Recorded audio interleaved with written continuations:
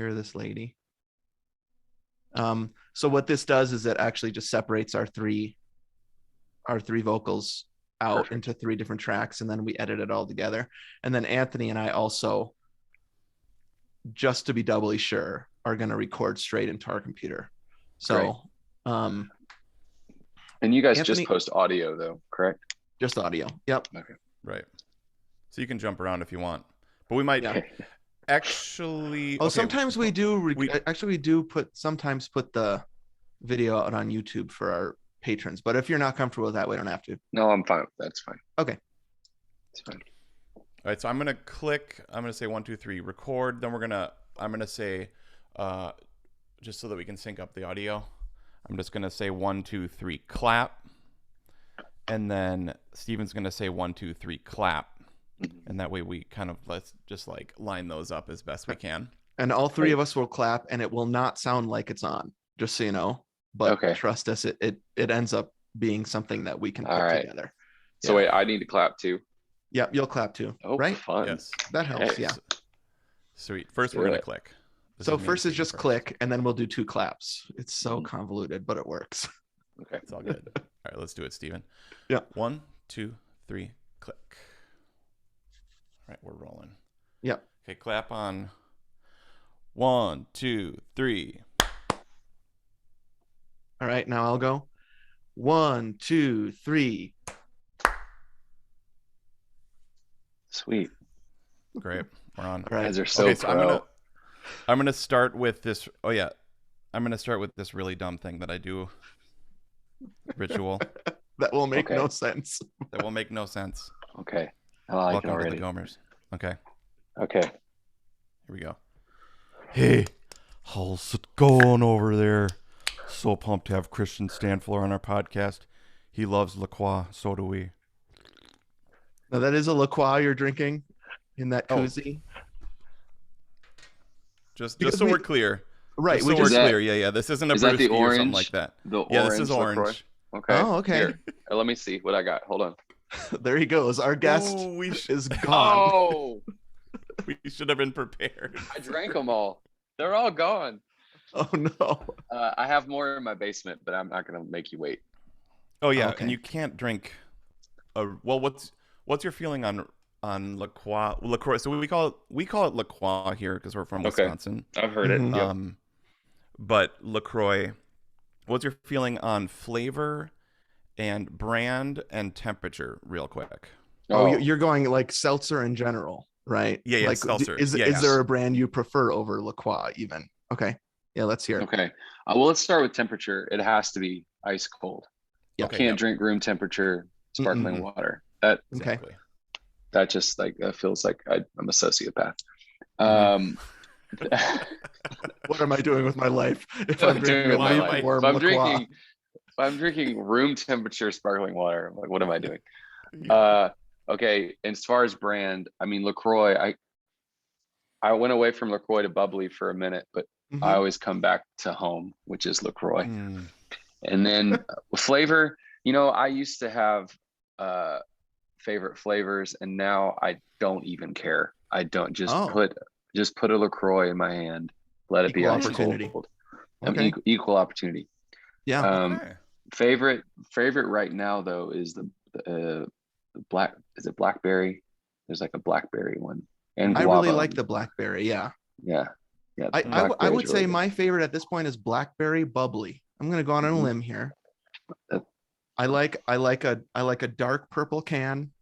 Yeah. For some reason. It does look cool. It looks cool, no doubt. It looks cool. It doesn't sound like you like it though, huh, Tone? The blackberry. Have you tried it? I haven't tried it, but I'm sure it's good. Oh, it's good. I'm like bubbly is great. Well, okay. Here's my question. Then we're gonna get into talking health. Actually, this is health. This is good. We swapped out soda. Hydration. For sure. Yeah. Now don't drink it while you're running. Not good. Not good. And also it's hard to hold. But too cold to hold. Yeah. Too hot to handle, too cold to hold, too bubbly to hold. And for your gut, too bubbly. You mean if you're bouncing around running? Yeah, that probably would be good. Okay. Now we have had beer on runs, right? Like on That's races true. and stuff. That's Yeah. bubbly. Yeah, they do. Don't they do races where you drink beer while you're running, or at the end at least? Right. There's a Yeah. story I tell all the time where I didn't know that, and this guy handed me a beer mid-run, and I'm not a drinker. Yeah. And I probably had one sip of beer in my life, and they hand me this thing, and it was like this tall in like a cup. Yeah. And so I just pound it like 7 miles into a half marathon. Yeah. And I was like, what? I think I got a little tipsy. It was just a crazy experience. So anyways, I think that seltzer probably would have been better for me at that point, but it's the caloric stuff, right? That's why you would have a beer during a race, is because it's high calorie, I think. It's got some carbs, right? Right. Yeah. Yeah. Yeah. Yeah. But okay. I think for sure. But why did we start having bubbly at church, man? Okay. Oh, what? Here, let me tell you this. Okay. So we did a worship thing in Canada. We went to Canada, and I don't remember exactly where we were, but bubbly is everywhere in Canada. Oh. And so they had it in our little green room area, and we all loved it.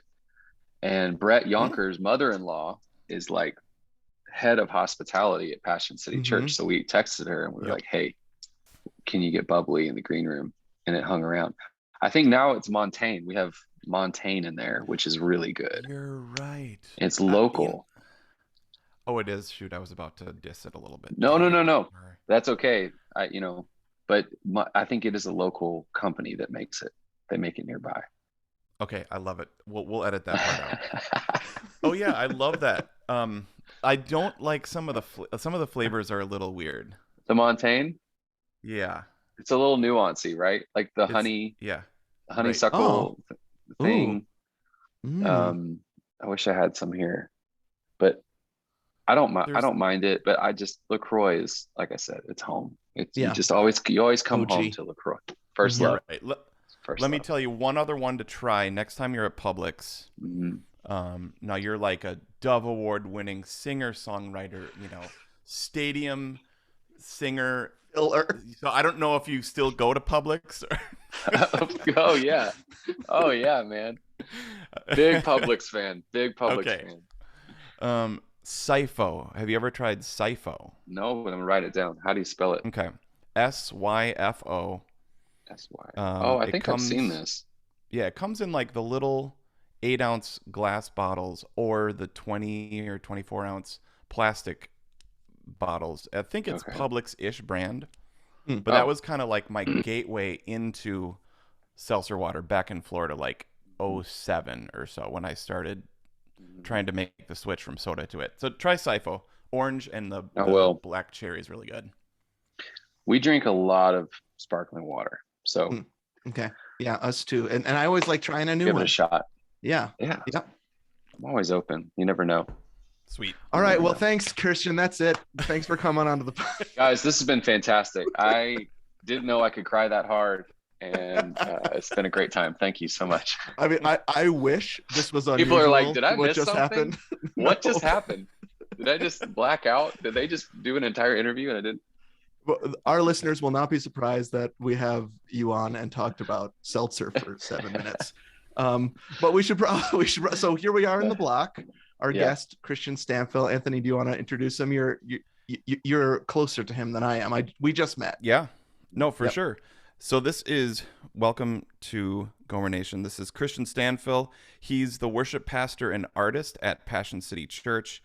He's also just an amazing singer-songwriter with a beautiful, deep voice. That I've been listening to since, I think, 2007, 2005. Jesus Paid It All, I think was the first song. 06. That would have been 06. Okay. So. Okay. We're go way back. We're going to have you, Kristian, tell your runner's origin story in a bit, but can I share my Kristian Stanfill origin story also? So is that a wedding? I don't know what the year was. Yeah. So when I tell you the album, you'll probably be able to tell me. And I was standing up in the wedding with another worship leader that I'd never met. Both of us were worship leaders. And so we were connecting over that. And he's like, you got to hear this song. And so we went out to his car. Oh my gosh. During the reception. And he played me Happy Day on I think, was it like the North Point Live or something CD? It was North Point Live. Man. Yes. We listened to it 3 times in a row. Yeah. And I was like, this is good. I was quite pleased with it. So that's I've been a Stanfill stan ever since then. So that's my Stanfill origin story. Thank you. That's awesome. What year did you say that was? I can't remember what year. Do you have any guess? That was probably 07. I was going to say 07 maybe. Okay. Yeah.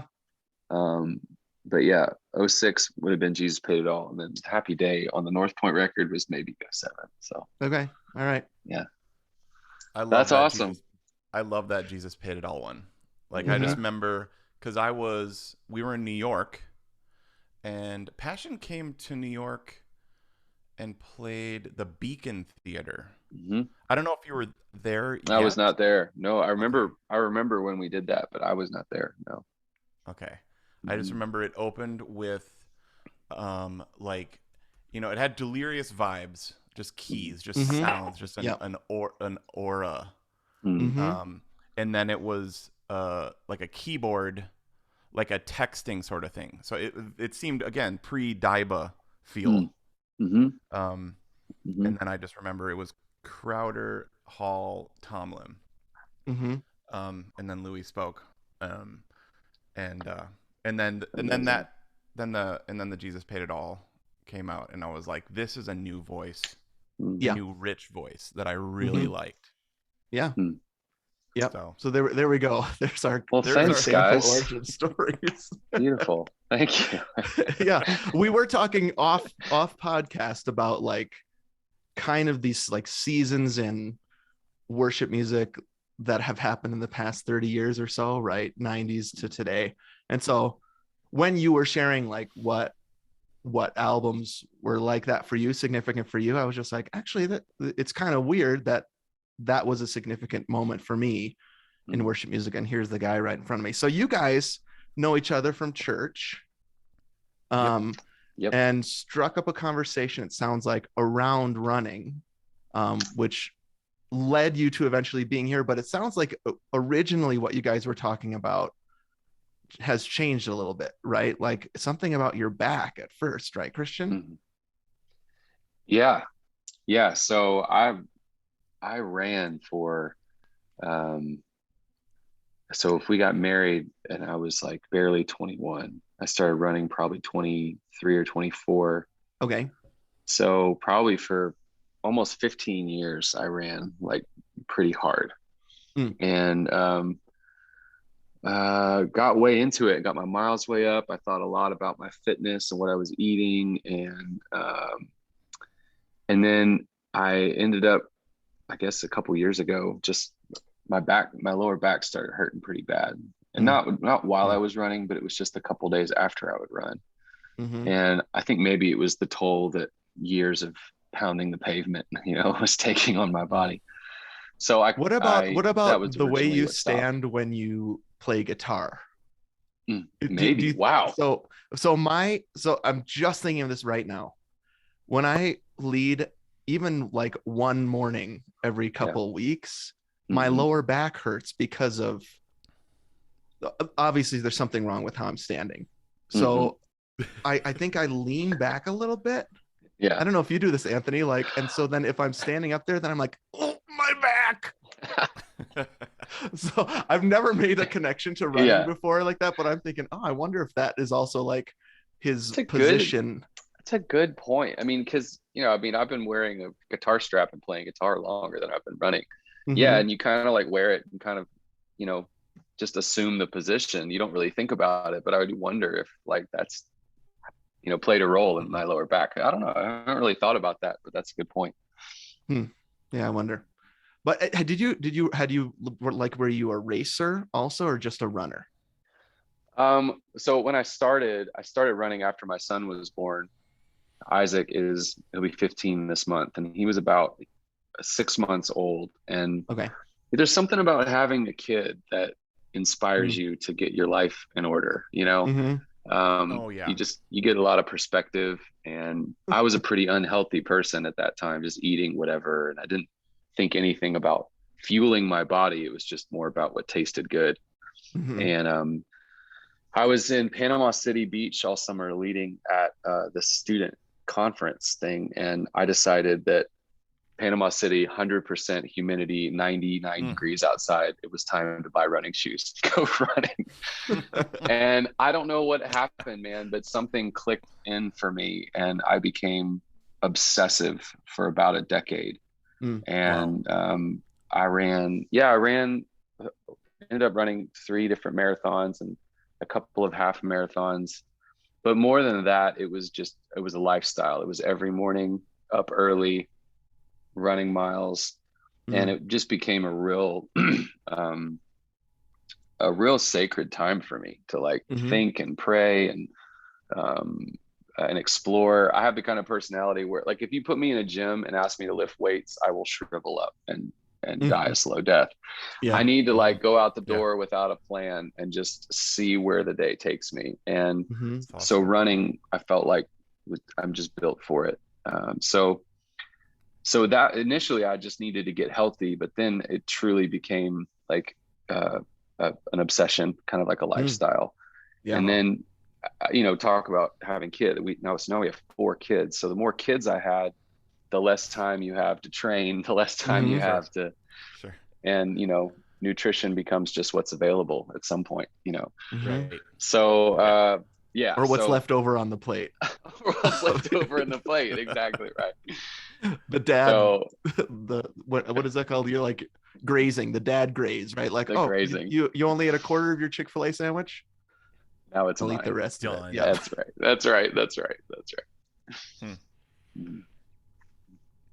And so then when did the back, you said a couple years ago your back started hurting? Yeah, so I would say, I'm 38, so I think around 35 I started to notice it. We would be like on tour and I would go for a run and come back at night and kind of start to feel it like kind of tight. And I would talk about it to a couple other runner guys in the band, and we would do some stretches. And then, it got to a point where it just wasn't worth it. I was in so much pain 3 or 4 days after a run that I was like, this really just isn't worth it to me anymore. And I switched shoes. I tried changing my stride. I cut out kinds of food. I did try some stretches. Last year when over quarantine, I did a lot of body weight training stuff to try and strengthen my core, thinking that would help, and it did, but only minimally. So, I think I'm not sure what it's going to take, but anyway, so that, I guess it started a couple years ago. Yeah. Okay. Yeah. So when that happened and you started to kind of like ramp down the running, what did you do? So like you were talking about, like that was like a sacred time, a time to be alone, a time to maybe process some thoughts, kind of like what we think about is like taking out the mental garbage too.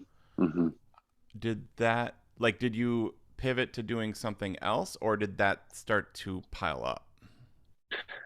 Yeah, that's a really great question. I think the answer is it started to pile up, and it's because like I said, I wasn't really doing much else. So that time and space that I had to clear the cache was gone.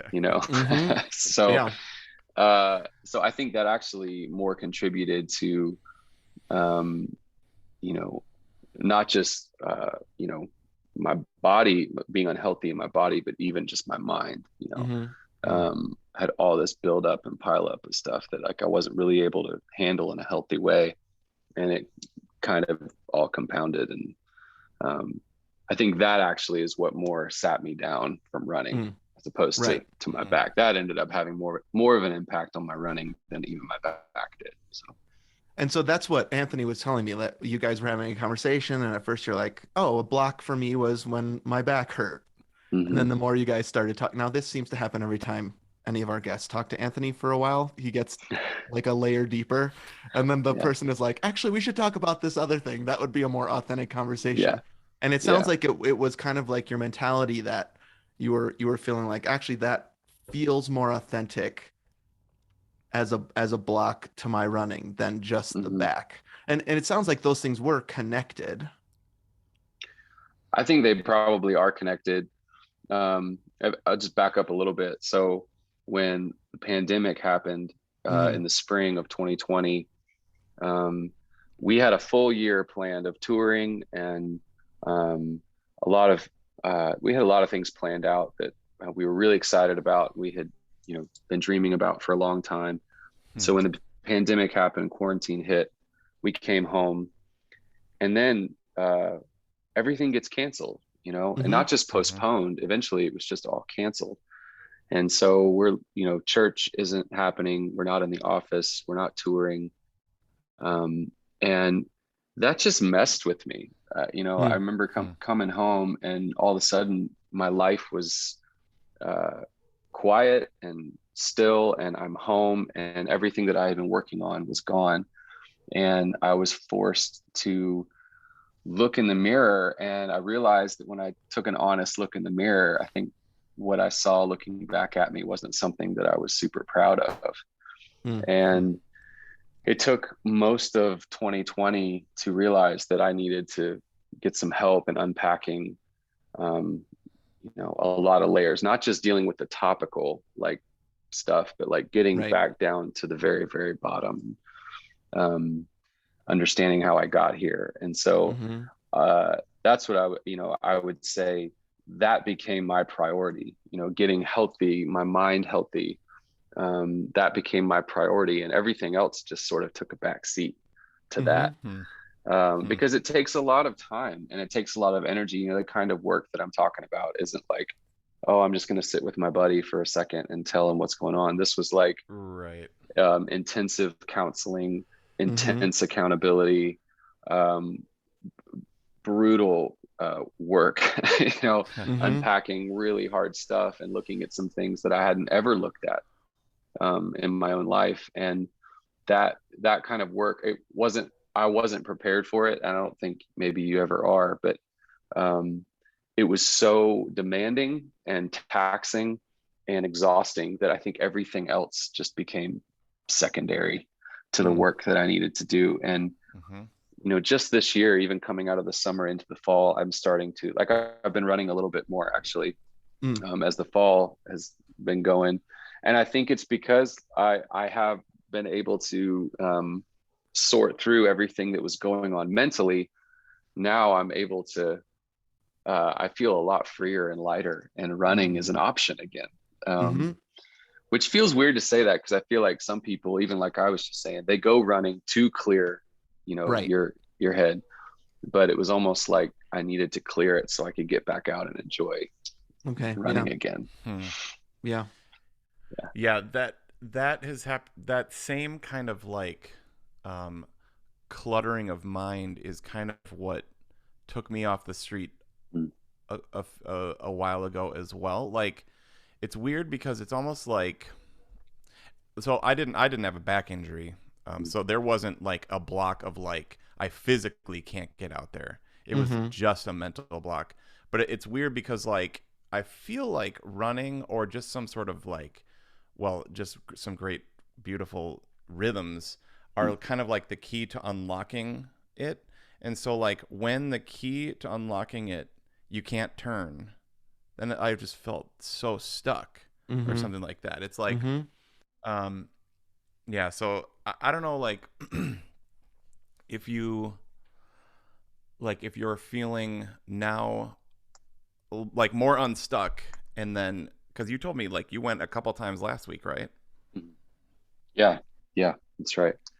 Can I just mention something? It's just going through my mind. Like we do these, we're on like our 24th block right now, and a lot of them feel like excuses you just have to get over, like it's hilly out and you can learn these skills, and just most of like it is mental anyway, right? Like, oh, a hill, well then I don't have to run, but you can do it anyway.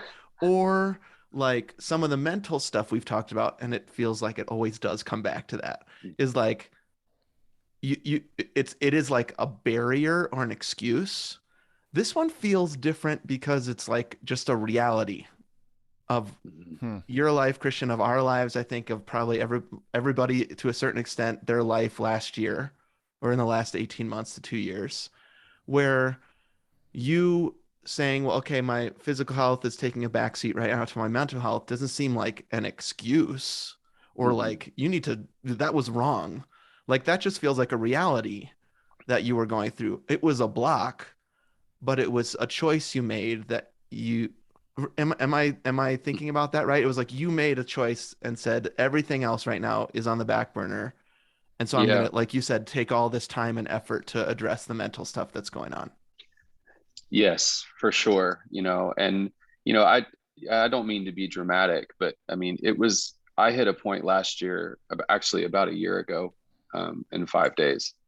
I hit a point last year where I had two of my best friends like come and knock on my door and sit me down in my front yard and say, "We love you too much to let you keep doing what you're doing and keep living. You're not healthy. You're not okay. And we're not leaving until you tell us what you're going to do." And my wife was at that point too, where she was like, "Oh, we can't keep going like this." And so this wasn't just like this wasn't like a light and momentary thing. This was like I was endeavoring for a complete lifestyle shift and a deconstruction to reconstruct something healthy. And I think I probably running wasn't honestly even in my thought process at the time. Because it wasn't like, oh, I guess I can't run right now. It was like, no, I'm not even thinking about that because if I don't get my if I don't make some changes here, there are going to be some pretty heavy things that happen. So just to your point, that this was not like I got to pound through it. I can push through this thing. That this was like you need to sit down. It was like it was like almost disciplinary. Like you need to sit down and take your medicine. You are not okay. Yeah. And so so just to agree with you, it was more of that than something that I felt like I could even just push on through. So yeah. Can you talk a little bit about what you had to do? Anything that you feel comfortable, like what kind of rhythms did you have to design? What did you have to do? Where did you have to go? Just in that time. Well, so that, like I said, that was in November of last year, and then January of this year, I went to a place called Onsite, which is right outside of Nashville. It's like a counseling intensive. I was there for a week, and it's complete disconnection from everything and everyone except for the people that are there. No phone, no email, no nothing, and really just getting, like I said, just getting down to the bottom, going back to the start, and talking honestly about things that maybe you've never talked about before. So that was definitely part of it. It was cutting certain things out of my life. I think just diving into my family's history and I just understanding that addiction runs in my family, and so behaviorally there were things that I needed to make sure that I stayed away from. I cut drinking out of my life about a year ago, and that was something that I knew just needed to go. I mean, talk about that is a block, when alcohol does not help your running. I mean, this isn't a very during the race season that we're doing, like the runner's block thing. We've already had 2 episodes about alcohol. So nobody's going to be surprised, I think, from now on, where people are like, that was a part of it for me. And you're right, there's, besides that mid-race beer, I think what we've been learning is that probably it's not great for the running journey. And for me, it wasn't so much about the drinking. I mean, like I'm not legalistic about alcohol. Like, I don't really have a problem with people drinking alcohol, but I had to understand that for me personally, with my family history and the addiction that runs in our blood, it's just not safe for me to drink. It's not okay for me to drink. I can't do that. It's not a part of my life. And so, specifically, that was something that I had to say, okay, this has to change. And if this changes, then maybe the rest of me can get healthy too. That was just one thing, a lot of it was the way, ways of thinking, self-talk, a lack of self-care. All of those things contributed just to a really unhealthy state of mind. So it was dealing with all that. So yeah, on site. And then throughout the year, I called some of my guys today from on site, and I talked to these guys weekly. I meet with the same two guys who sat me down in my front yard a year ago. I meet with them every Tuesday. And when I say it's brutal honesty and accountability, that's what it is. It's a day by day, like it's a process, like, and I will not arrive until I get to heaven and I see Jesus face to face. Like that's when I arrive on the other side. Until that day, I am in process. Every step is a fight against the gravity of life. And so I by no means have I arrived and figured it all out. It's actually quite the opposite. But I will say that, now compared to a year ago, it's a very different reality. Wow. Yeah. Wow. Yeah. That kind of that kind of moment where it sounds kind of like would you consider that like a rock bottom moment, like for a long time, like November or whatever, 4th, 5th? Yeah. Actually, for sure. Was a pretty rock bottom moment for a lot of people. That whole Bro, I'm looking at my 5-year journal, and like actually just right, there was the election that day, right? So you're talking gut punch on either side. Well, okay, we're not everybody. Nobody's happy that day. Totally. Yeah. Right? I mean, we don't have to it doesn't matter which side you're on. It was brutal. Yeah, I couldn't remember. I mean, I couldn't believe when I looked a year ago at my 5-year journal that was happening right now. Totally. Just the, I don't know, the tension and the anxiety and the depression and all that stuff that was wrapped up in all that. Yeah. Okay, keep going, Tone. Sorry, I couldn't believe it either. Yeah. No, that's fine. I mean, I looked it up, and it was yesterday or whatever when we're recording this. I think it was John 10:10. The thief comes to steal, kill, and destroy. And I woke up the morning of the election. One of my best friends from our church is on the other side of the political aisle from me, and I was like, man, the enemy has come to steal and kill our friendship and our unity in that moment. And I actually texted him that morning, and I was like, bro, whoever wins, that is not what our friendship is about. It felt so divided, so heavy. And it's just very interesting to me that that's like exactly the time that you're talking about. Crazy. Dude, COVID, I mean, the pandemic was, hard for a lot of people for a lot of real reasons. I mean, people have lost family members, people have lost jobs, homes. It's really been, redefining in a major way for a lot of people. And so, I don't say this lightly, but, in a lot of ways, COVID, it's like that quote, I think Spurgeon said it. I could be wrong about that, but I've learned to kiss the wave that throws me against the rock of ages.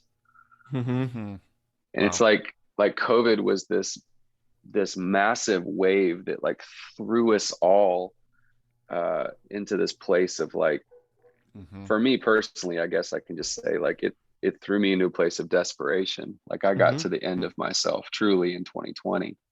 And I found out on a new level how much I needed Jesus. And so, yes, COVID was brutal. It still is in a lot of ways affecting our life day to day. But without the shutdown in 2020, I might still be where I was and maybe worse off. So, you learn to look at things through a different lens maybe and go, wow, like God used that in my life personally to get my attention, kind of a very gentle, like fatherly, like grab you by the shoulders and go, hey, look at me, look at me. Yeah. Look at me. Yeah. you need to get better. You're going to be okay. Yeah. You know, it was like that kind of a year for me. So would you be, I'm just, you don't have to, I'm just curious. Would you be willing to share maybe something significant that you did uncover about your life that helped you receive healing so that you could get back out and think about your physical health again? Obviously bro. you can choose what you want to share, but was there anything that you felt like during that wave crashing you against that rock, was there anything significant where you're like, okay, that was key for me to learn about myself? That was a turning point in my mental health. I mean, I think the biggest revelation for me, especially leaving on site at the beginning of this year, was understanding that like all these people like that I have close to me in my life, they actually do love me. And so like when my wife says, I love you, like she's telling the truth. And when my two buddies come and knock on the door because they love me enough and they say, we love you enough to get in your face about what's going on, there's real love there. And I think going through the last year, coming through the other side, it's like having this understanding that like I'm surrounded by all these people that actually do care about me. And it sounds like really basic to say that, but I think I had gotten to a place where I felt completely unlovable and like maybe I had to perform well to get love. And if I didn't perform well, then I wasn't worthy of love. When really I had, you know, my wife and my best friends and my family just staying there, like saying, you don't have to do anything. We just love you. We love you. And that was probably one of the most healing moments for me. It was driving back from on site and getting to about Chattanooga and having to pull the car over because I was crying so hard. You know, just realizing that I'm driving back to Atlanta to all these people that actually love me. And just feeling so safe because that was real. And knowing that I'm driving back, not feeling like my guard was up or I was in a fighting stance, but more, I couldn't wait to get home and hug these people who had stood by me for so long and just said, hey, we love you. We're going to love you through it. We're going to love you on the other side. So that was pretty, massive. And I would say that's probably the biggest lie that I have to fight like every day, you know, because gravity wants to pull me back down into that place that says, you know, you're all by yourself. Nobody else struggles with this. Nobody else is dealing with any of this today. You're the only one. You're not lovable. That's the lie. So I have to like fight against that and go, no, first of all, God says, I love you. You are my son. I died for you. I've redeemed you and have a purpose and a plan for your life. That's first. And that's the best news. Yeah. And then down from that, man, he's given me Carrie and these amazing friends and family. And so, like I said, it's day by day, moment by moment. Yeah. You know? Right. Yep. Would you say that when the audience went away, like when the crowds went away, like you were, and I want to put this on you, I'm a performer also. So like, I love getting a response and playing for people and having people like be like, when that all being silenced, receiving that kind of feedback all the time and then it just being gone, did that contribute to that at all? Oh yes, Anthony. Oh my gosh, yes. I mean, that was just, it's like it's right there, right? I mean, you get it. Yeah.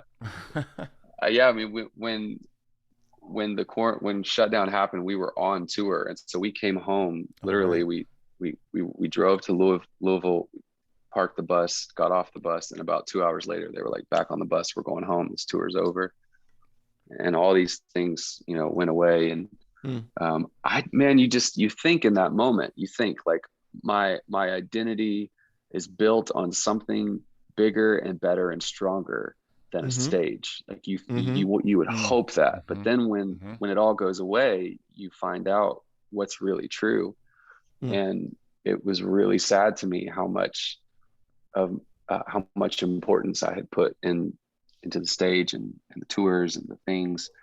And so yeah, for sure that was a part of it, you know. Yeah, I think I'd be lying if I said it wasn't. Right. No, and it's great that you're willing to say that. You know for sure, because I think as I talk to students in my ministry, as I talk to peers, you don't have to have a performance job to have experienced this, I think, because everything was stripped away. The school was stripped away, career was stripped away, crowd was stripped away. And so everybody, whether they want to, this is my theory here, everybody, whether they want to look at it or not, had this moment, and it could have lasted months, where they were like, what do I do? What is my life? Right. I mean, I went through it for probably 13 months, I think, where I was like, what am I without this? And that was really extremely difficult. And I don't think I've gotten through it yet, because things have still been stripped, right? We're in, I think, an even harder time where it's like, what's even happening? What are we allowed to do? Why is everybody so pissed at anything I do? Literally. Right. So I think you listed all these things you lost, I think. And I think what's happening right now is kind of this global grief that nobody is really paying attention to. So I think it's honorable and awesome that that these two guys came to you and were like, you need to do something, and that you were able to respond and say, that's what I need to do. I'm guessing that affected your job. I'm guessing that affected your plans. And yeah, it just seemed, I'm so like, I'm inspired by that, where you're like, nope, I need to take time off of this. It's not only running, but also like career. And it sounds like you had to leave family for a little while too, to say, I need to take care of this aspect of my life, or I'm no good to anyone, including myself. Yeah. It was a heavy moment, but yeah, I mean, you're right. I definitely am not alone in my experience in 2020. I think it got us all back. I think it brought us all down to the down to the studs. Yeah, definitely stripped us down to the studs. Yeah, down to the studs. So now that you've been out there a couple times running, do you feel like how does that feel going back to it after a while? Man, it feels like it just feels like, you know, like say like riding a bike. Like you get back out there and you just it's like my body just knows what to do. Like I get out there and I start running, and it just all feels amazing, you know. I've definitely lost fitness, so like I can't run as far as I used to. Right. Yeah. but you know, I do get that feeling where, you know, you're running and then your mind starts to free and clear, and you know, everything just starts to open up, and you know, your lungs open up, your mind, your eyes open up, everything just clears, and it's been really nice. So I hope we can keep it going. Yeah. That's great. We'll definitely be praying for your back, man. Oh yeah, thank you. Sure. Thank you. Stays good and doesn't flare up. Well, you know, I mean, the mind is a powerful thing. So, you know, it'll be an interesting experiment to see, like, you get your mind right, you know, how much of that can heal your body. We'll see. Yeah. Before we wrap, I'm just wondering if you might have, my guess is that we have listeners that are relating to your story. I'm wondering if there's any advice you would give folks that are feeling like, I'm where you were last year, or I'm where you were when you were at your lowest. Like, what kind of advice would you give to a listener who might be thinking that right now? I mean, I guess first of all, I would say be brave enough to be honest and be vulnerable. I mean, that would be the first thing. I think it's easy to um, lie and hide and pretend like everything is okay. Mm-hmm. But if you can let the walls come down and let somebody else in, and be vulnerable, that is the beginning. I think that's the beginning of healing. And then secondly, I would say, don't be afraid to do something dramatic. That sometimes that's what it takes. Take the dramatic step and spend the money, raise the money, go where you need to go, talk to who you need to talk to, take time off your job, cut something out of your life that you never thought you could do without. And that's what it takes. It's that drastic. It's like that question, where Jesus walks up to that guy next to the pool and he says, do you want to be well? And the question is like, do you want to be well? It's like, yeah. And I kind of feel like that's where we're at that point, at that rock bottom. It's like Jesus is standing there going, do you want to be well? Because I'm here. Here's what it's going to take for you to get well. Now, Jesus does the healing, but there are action. We take action in that. Oh yeah. It takes action and sacrifice. So I would say be brave enough to be honest and do something dramatic. Yeah, that's awesome. Love that. In a good way, a good dramatic. Right. Yeah. Totally. You know what I mean? Yep. Yeah. Yeah, it strikes me that you had the right people around you to help you actually be able to make smart decisions around what the brave thing was. So yeah, I think that it just feels a little different than an episode we usually record, because we're actually saying that thing that was blocking you from your physical running was really important for you to go through. And so if you're a listener right now and you feel like that's a block, we're not telling you get over it. We're telling you engage in this one, right? Like what Kristian was saying, be brave enough to say, this is something huge in my life right now. Do I want to be well? And what's that going to take? Yeah. All right. Well, I mean, we could talk more about La Croix. We were gonna have some Dune chat. No. So let's wrap. We gotta have some. We gotta have some Dune chat. We gotta talk Dune. So let's wrap this up. Okay. And let's do some Dune chat. Okay. You wanna give the contact info? Yep. Okay. So there's a lot of ways to contact us. The best way is to go to bit.ly/runnersblock. There you can find all of our socials, website, Facebook, Instagram, Gmail, all that is at Two Gomers. There's also a box on that page where you can tell us your runner's block, so we can make that part of the podcast in the future. Also, if you're on Apple Podcasts right now, leave us feedback. We always love that. That helps us get into more ears. If you like what you hear, if you're maybe here, I don't know, because we had a Dove Award winner on, maybe this is your first episode and you like what you hear, check out our 10th anniversary episodes. That's from September to November 2018 on this feed. That gives you the vibe of who the Gomers are. They can go all the way back when we started, 2008, when I was sitting in the car with my friend listening to Kristian for the first time. Okay. Thank you, Adam, our webmaster, Davis for our music, Jason for our artwork, Annie for our social media. Thank you to our almost 200 Gomertrons. They are our patrons on Patreon, where you can hear our second podcast, The Bonus Disc, the new home of Perfect Movie, and other bonus episodes that we release each and every year. That's patreon.com/2gomers. Go there now. Thank you, Kristian. I love this, guys. I love what you guys are doing, and I love talking with you. Thank you. Thanks so much for being here, dude. Yep. You want to stick around for 20 more minutes and talk Dune? Boy, do I. Oh, first of all, where can people follow you on social? What's your Instagram handle? At KP Stanfill is Instagram, and then I'm a part of Passion Music, so you can follow at Passion Music. Is there anything happening in January that people should go to if they're 18 to 25? Anthony, yes, that is a great question. Yeah, so we're doing our annual conference, Passion Conference, at Mercedes-Benz Stadium in Atlanta, January 2nd and 3rd. And it's going to be truly phenomenal. So if you are 18 to 25 and you don't already have plans January 2nd through the 3rd, you're going to want to be there.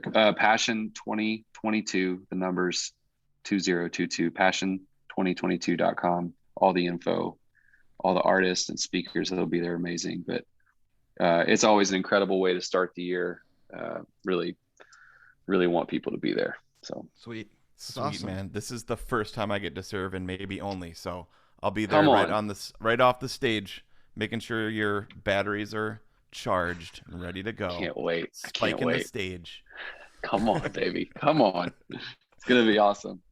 For sure. Sweet. All right. Well, thanks again for coming, Kristian. We really appreciate it. Thank you, guys. Great app. Super fun, man. And remember, everybody, if we can do this, you can do this. And happy running. Woo. All right. Right. Oh, you guys are the best, man. Oh, dude, thanks, man. I'm going to stop this recording. I'm going to stop and restart. Oh, okay. Because I'm going to stop and restart the video, I mean.